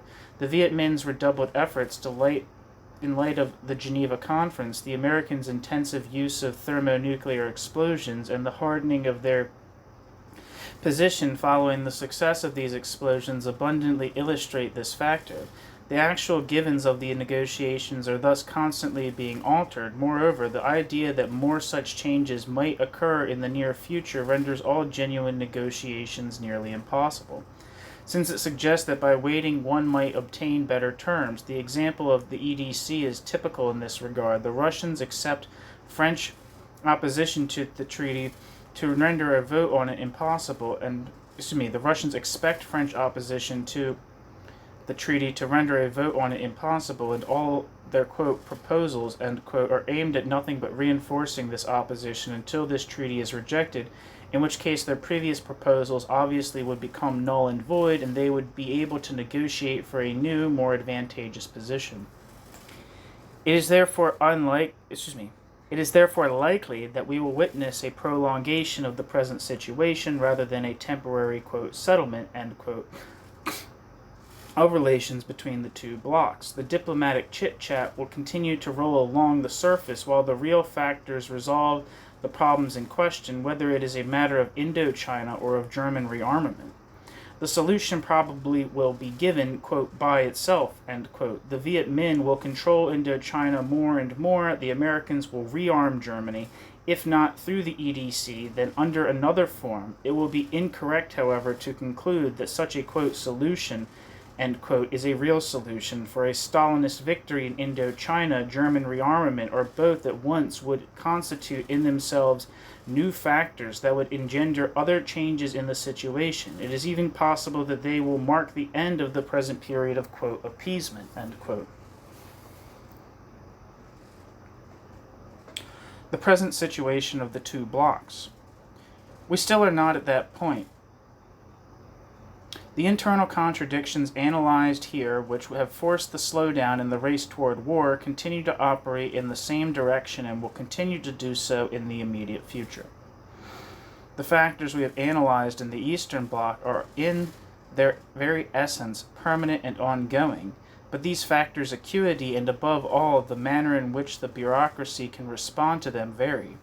There is a limit to the concessions the Russian bureaucracy, pressed by its need to accumulate, to build up arms, and to take care of its own unproductive consumption, can make to the proletariat. At the same time, these concessions have a double edge. In certain cases, they can result in increased working class demands. Indeed, in general, they serve as an example to workers in Russian bloc countries, e.g., East Germany. And they lead directly to the idea that resistance to exploitation is profitable. Certainly, one day or another, these factors will lead the Russian bureaucracy to reverse its policy. In the meantime, as long as it is obliged to drop some ballast on the domestic side, and as long as the Eastern Bloc's own development permits it to do so, by necessity it will have to limit its arms buildup and conduct a foreign policy that corresponds to such a limitation. The tendency to reinforce within the Eastern Bloc by the economic problems posed by China the tendency is reinforced within the Eastern Bloc by economic problems posed by China. For the Chinese bureaucracy, the rapid industrialization of the country is a question of life or death. Its primary need is accumulation, not an arms buildup. Only through rapid industrialization can the Chinese bureaucracy annihilate the bourgeoisie economically, after having done so politically, subjugate the peasantry, and strive to limit Russian tutelage. The economic aid Moscow can furnish to China obviously is disproportional to this huge country's capital needs, which can only be satisfied through a kind of primitive accumulation similar to what took place in Russia between 1927 and 1940, and whose active phase still has not begun. Therefore, the Chinese bureaucracy, too, probably will attempt to avoid foreign entanglements for a while. The situation within the Eastern Bloc also will ensure for some time the continuation of the present policy. Reductions in armament expenditures begun in 1953 are becoming even more marked and no doubt will continue. In any big country today, it is not politically possible to force upon the population a reduction of its standard of living in order to finance an arms buildup. It is even more clear that the lowering of tensions in Russo-American relations magnifies conflicts within the Atlantic, quote, coalition, end quote, of the French bourgeoisie's growing opposition to Bonn's German rearmament policy, now that the, quote, Cossack obsession, end quote, has subsided, is the most striking example of this tendency. Of course, beneath the apparent, quote, stability, end quote, of economic and political relations within the Western Bloc, the factors that prepare new crises are always at work and thus mark out the limits of the present situation.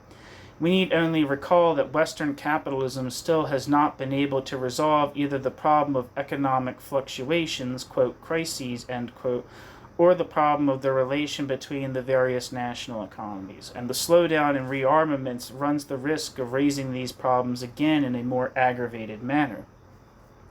The recession that has been growing since the summer of 1953 in the United States shows that American capitalism has gotten out of the problems raised by military spending increases only to enter into other problems created by the lowering of these expenditures, and the aggravation of the dollar shortage problems of other countries, which first of all runs the risk of bringing on a recession, and then the reduction of military expenditures abroad again postpones the prospect of reestablishing the convertibility of currencies and free trade between capitalist countries. None of these problems is organically insoluble for these exploiters, but their solution is possible only at the price of a structural transformation, suppression of the market economy, complete integration of the economy of the satellite countries into that of the United States. The political and social conditions for which are still far from being established. Further crises will be required in order to establish them. Working class struggles, the bureaucratic parties, and the vanguard. Elsewhere, we have shown the importance of the change in international circumstances in launching working class struggles in 1953. We can limit ourselves here to stating that the conditions favorable to these struggles still exist and will without doubt exist in the coming period. The lessening of international tension will continue in effect and will make it nearly impossible for either side to exploit these working class battles for political purposes.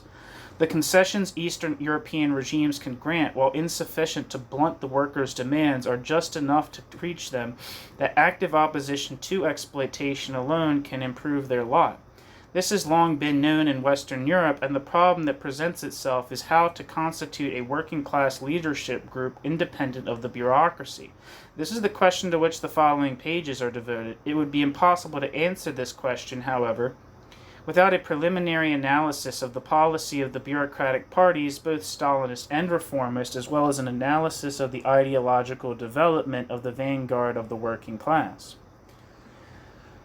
From 1948 to 1953, the attitude of bureaucratic organizations was fundamentally determined by the ongoing effort to use the sector of the working class over which they had control for their own immediate political ends. The proletariat was mobilized and its struggles were directed, either actively or passively, merely in order to serve the political maneuvers of the Stalinists or the reformists.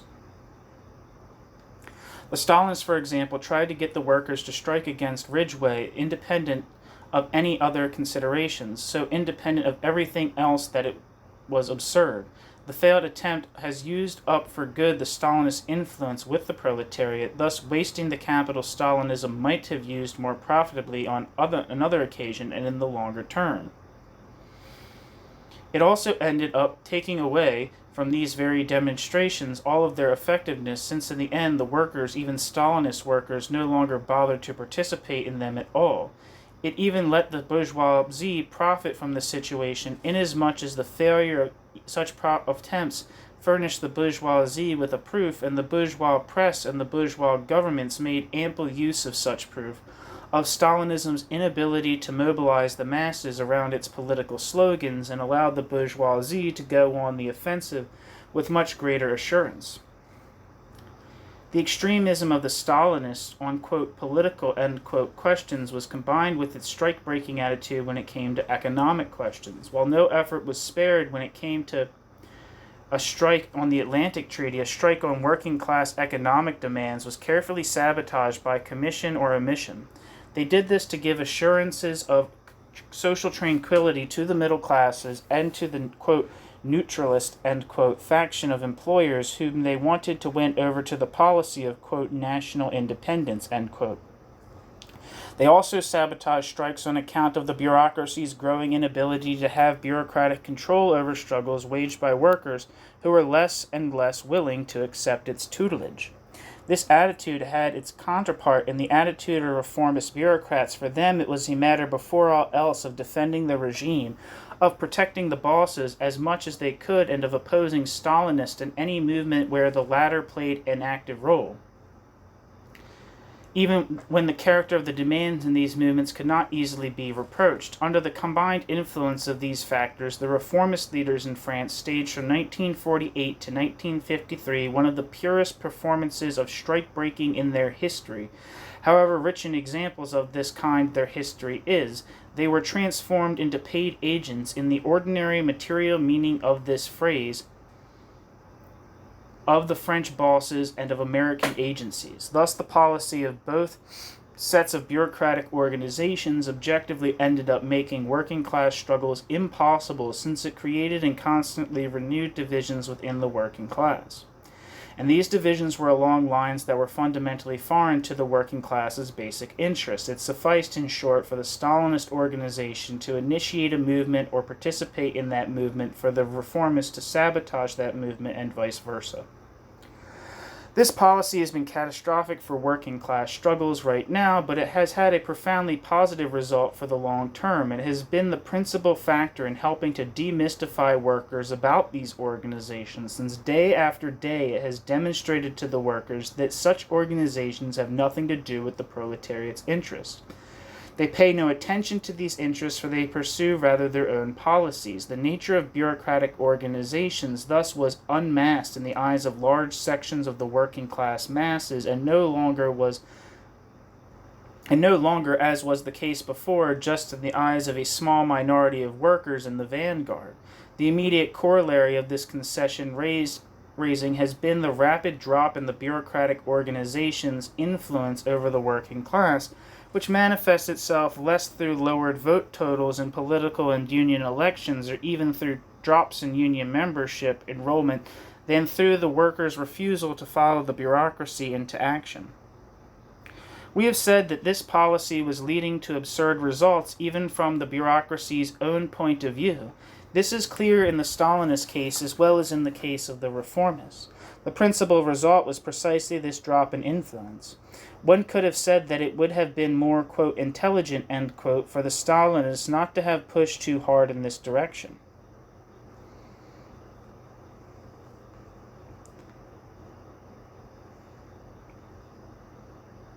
Not to throw away their influence over the working class like this. But that is just an abstract argument that assumes there is a general staff that decides the best tactics to follow, independent of all pressures and of the entire chain of actual events. Now the Stalinist leadership here is the executant in France of Moscow's world policy. Its orientation is determined by the general needs of the Russian bloc and not by a concern to increase its influence within the proletariat to the maximum extent. The latter is only one of the elements entering into its considerations, and it is not the principal one. In any case, during the present period of time, the Stalinist bureaucracy could come to power in France only by the force of Russian arms and never by a national coup d'etat. In formulating its strategy, therefore, it can attribute to the proletariat only a secondary role of clearly secondary importance, to create a permanent diversion on the Western capitalist class's home front, and to aid through guerrilla operations, in the proper sense of this term, the advance of Russian divisions when war does come. In a period of growing international tensions like that of 1948 to 52, it was out of the question for the Stalinist leadership to, quote, capitalize any further in France. Instead, it had to expend its capital. If in the end there was war, it would be imperative for this leadership to use its potentialities as intensively as possible. And if a compromise should be achieved, one would have time to reconsider things and to recuperate the forces expended during this period.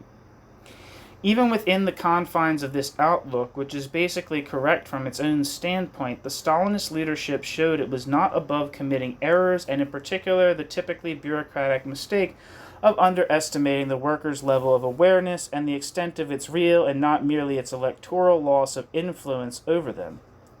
But this does not at all change the fact that its orientation was strictly imposed upon it by the overall situation and by the trend toward war.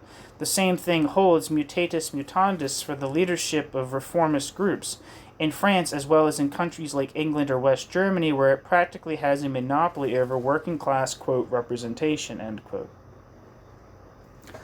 From this point of view, recent changes might mean that the bureaucratic organizations henceforth have much more latitude in their game, since their masters will not force them in the coming period to subordinate everything else to mobilizing the workers on political issues for the benefit of one bloc or the other.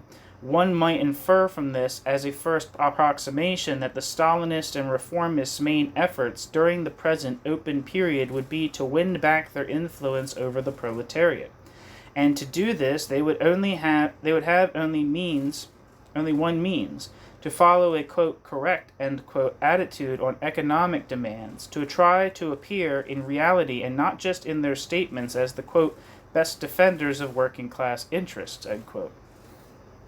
This argument, however, is not worth very much, for a number of factors, some of which are circumstantial, others permanent and deep-rooted, extremely reduce the bureaucratic organization's margin of free action, even in the coming period. And in particular, these factors make it extremely unlikely that a change in their attitude toward working-class struggles would be profitable for them. This is clearly the case with the Stalinists. First of all, the Communist Party certainly will continue to try to play its role on the bourgeois political chessboard. The lessening of international tensions has not signified and will not signify the end of the integration of France and of the other Western European countries into the American bloc. But it will signify a renewed influence for those sections of the French bourgeoisie and their political spokespeople that would like to lessen the degree of integration. Therefore, it will reinforce at the same time the Communist Party's attempts to drive a wedge into Franco-U.S. relations and to reinforce the, quote, neutralist, end quote, wing of the French bourgeoisie.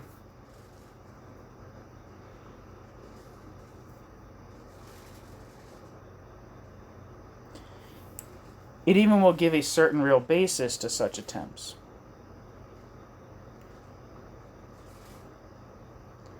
From what is apparently a completely different angle, we see that it is still possible that the Communist Party will be led to oppose the working class's economic demands. Yesterday it did so in order to struggle for, quote, peace, end quote. Today it may do so in order not to disturb it.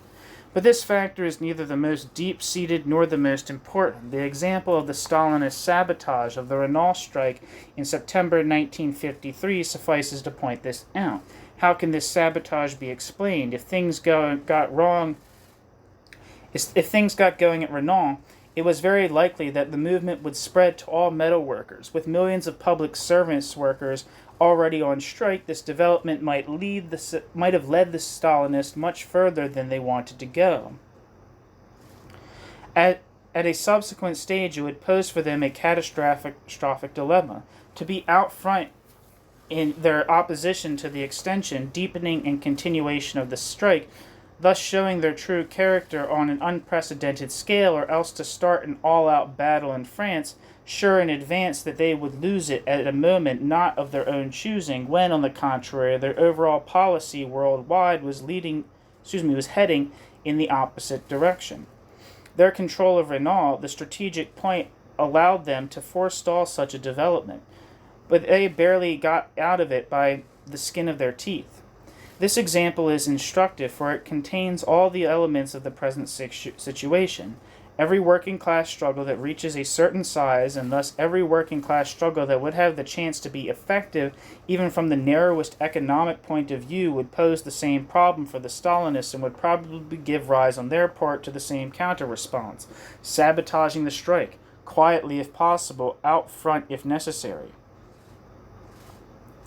This factor is closely related to another, even more important factor. It has not always been impossible for the bureaucracy to direct effective working-class struggles through its own methods, but this is becoming more and more the case. To the extent the workers become aware of the bureaucracy's true character or just begin distrusting it, it becomes increasingly important for them to lead these struggles by themselves. In practice, this often even becomes a condition for their participation or their active support. Indeed, this profound scission between the bureaucratic, quote, leaders, end quote, and the working class masses also is becoming clear on the level of formulating the demands. Here, the bureaucracy, for reasons that are organically related to it, inevitably will support, for instance, a hierarchy of wages, even though class-conscious workers more and more are tending to line up against such a divisive system. Thus, even if the bureaucracy wanted to play the role of a, quote, effective, end quote, leader of labor struggles, to an increasing degree the workers' growing awareness prevents this from happening. As for the reformists, in France at least, their case offers no interest. The reformists in France' weakness and rottenness are such that in the main they can do no more than continue to play the same old role of scabs and strikebreakers that they have played up till now. The case of the English Labour Party or of German social democracy is different, but in the last analysis they meet the same deep-seated contradictions in their relations with the proletariat as those we have just analyzed for the Stalinists.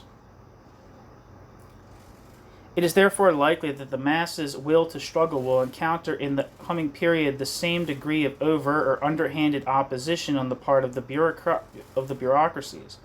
Under such conditions, the role of the vanguard of the working class assumes utmost practical importance, and we should not hide the fact that we discover here the difficulties that the resumption of the workers' movement will encounter. There exists in France a stratum of workers, certainly a minority, but in no way negligible, that became aware of the problem of bureaucracy. For them, Stalinism's character as alien and hostile to the proletariat is clear for the same reasons that reformism's total integration into the bourgeois system is clear. But in addition, criticism of the mystification of Stalinism has gone hand in hand for them, how could it be otherwise, with a crisis in the traditional objectives and program of the revolutionary movement, and even of the very notion of revolutionary workers' organization. Indeed, understanding the exploitative and oppressive character of the Russian state, for example, is bound to bring with it a questioning of traditional notions of what the objectives of the revolution should be. In brief, to recognize that Russia is not a worker state means to recognize that the nationalization of factories and the dictatorship of a party that claims to be working class is not sufficient to change the deep-seated nature of an exploitative society. Likewise, to understand that reformist trade unions are not by accident but by nature serving capitalism, and that the Stalinist trade unions are serving Russia, means one understands that the trade union form of organization is no longer a working class form of organization. But to grasp what the ends and means of the working class movement are not does not yet mean that one understands what in reality and affirmatively they are. Therefore, at the same time that this vanguard is clearly about the character of the bureaucracy, Therefore, at the same time that this vanguard is clear about the character of the bureaucracy, there is a crisis over the most fundamental programmatic notions, and therefore also the temporary impossibility of engaging in systematic organized action. To this is added a doubt about the proletariat's historical capacity to abolish exploitation and to instaurate a classless society. This doubt has been nourished by the defeat of previous revolutions, by the degeneration of the Russian Revolution, and quite particularly by the events of the last 5 years, where both the mystification of the working class masses by Stalinism and its own demoralization, inaction, and apathy have created in those who belong to this vanguard a certain distrust about the capacity of the working class as a whole to understand and to struggle. For the most part, the result has been a refusal on the part of the members of this vanguard to organize themselves and to act. Sometimes the refusal is even fiercer than that of the masses. What changes have recent events brought to this situation? First of all, the ideological obstacles that prevent this vanguard from getting organized and acting evidently have not been eliminated. No more today than before does the objective situation contain the elements that would allow these workers to define for themselves a clear program or to form a proletarian organization. If somehow spontaneous class action should arise, the problem will be greatly altered. Certain questions, for example, what should the form of organization be? Who should lead these struggles? What should their objectives be? Will be raised immediately by the actual situation itself, even if at the outset in a very narrow form. The most active elements within the class will be led to try to give a practical answer to these questions. The most active elements within the class thus will be led to define for themselves the appropriate organizational forms and objectives of action, even if these definitions do not immediately yield a coherent and systematic whole. The working class's re-entry into struggle will restore the vanguard's confidence in the working class's capacity, and this, in conjunction with the experience the vanguard has already had of the bureaucracy, will point the vanguard down the path toward a positive solution to the problem of working class organizational forms. Namely, the path toward the autonomous organization of the proletariat and the the proletariat and the leadership of the workers by the workers themselves. In this atmosphere, the vanguard will put back in touch with Marxist thought and ideology. The vanguard will be put back in touch with Marxist thought and ideology, and a process of fusion would take place between it and militants or revolutionary Marxist groups. Conversely, to the extent that these revolutionary groups will be capable of actually establishing a political presence in events, of helping the vanguard to draw lessons and to generalize from its experience, the development of this experience will be tremendously accelerated. This is why at the present time it is literally of tremendous importance that there be a political rallying point and a revolutionary crystallization of the vanguard. Its absence will weigh heavy on the subsequent development of events. Starting right now, revolutionary militants can bring to the vanguard of the working class important contributions not only on the ideological and political planes, but also on the concrete plane of struggle in the factories. Of course, at the outset, only the vanguard itself, and later only the entire working class, can furnish a definitive solution to these problems, and every solution brought in from the outside that would not correspond to the working class's own experience and deep-seated aspirations would have no echo and no effectiveness. But to the extent that these militants have elaborated these contributions, beginning not from personal whims or a priori schemata, but from the working class experience of the past few years, they will quickly be able to join with the vanguard based in the factories, and conversely, their analysis on the content of workers' demands, forms of struggle, and organizational forms can help to accelerate the crystallization of spontaneous movements in the factories.